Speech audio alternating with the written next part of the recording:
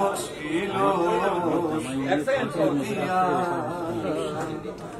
জাগিল মধুল কোণে বাড়ালো পিয়াস পুতলা করেছে মোরে আমারই ভালোবাসা। আমি প্রাইমারিলি আমার ভারতবর্ষ এত বৈচিত্র্যময়, এত সুন্দর।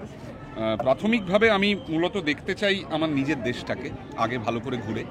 তাছাড়াও আমি বিদেশে গেছি, আমি ইউএসএ গেছি, আমি এস্টোনিয়াতে গেছিলাম সিনেমা শুটিং করতে, আমি বিভিন্ন জায়গায় গেছি, ব্যাংকক গেছি, পাটায়া গেছি। তবে ব্যক্তিগতভাবে যদি জিজ্ঞেস করেন, আমার একটু ইউরোপের প্রতি দুর্বলতা আছে, বিশেষ করে গ্রিস, রোম, এই সমস্ত জায়গায় যাওয়ার। নিশ্চয়ই সুযোগ হবে, আমাকে নিশ্চয়ই নিয়ে যাওয়া হবে, আমি আশা করছি। লাস্ট 3 ইয়ার ধরে আমরা মোটামুটি ইস্টার্ন ইন্ডিয়াতে নাম্বার 1। যেহেতু করোনার টাইমে আমরা প্রত্যেকটা ক্লায়েন্টের সঙ্গে ওতপ্রোতভাবে জড়িত ছিলাম, তারই হয়তো ফল এখন আজকের দিনে দাঁড়িয়ে আমরা প্রায় নিয়ার অ্যাবাউট 2000 প্যাসেঞ্জার্স নিয়ে আমরা ট্রাভেল করি এভরি ইয়ার। আমাদের আরও বেশি অন্তত 10 to 20% আমরা ইনক্রিজ করি। তো সবার ভালোবাসা এবং আমাদের সার্ভিস দেখেই হয়তো মানুষজন এরকম বুক করে।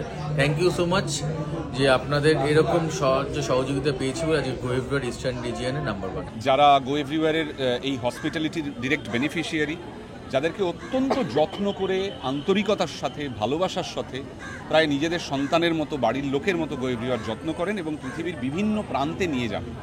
আজকে আমাকে একজন প্রায় আমার মায়ের বয়সী জেঠিমা বলছিলেন যে তুমি আর্কটিক যেও, আন্টার্কটিকার থেকে আর্কটিক যেও। তার মানে বোঝাই যাচ্ছে ওর মুখে চোখে উনি যে আনন্দ নিয়ে বলছেন যে এই বয়সেও গো এভরিওয়ার যে ওকে আর্কটিকে গিয়ে ঘুরিয়ে আনতে পেরেছে এবং এনজয় করাতে পেরেছে, দ্যাট ইজ ফ্যান্টাস্টিক।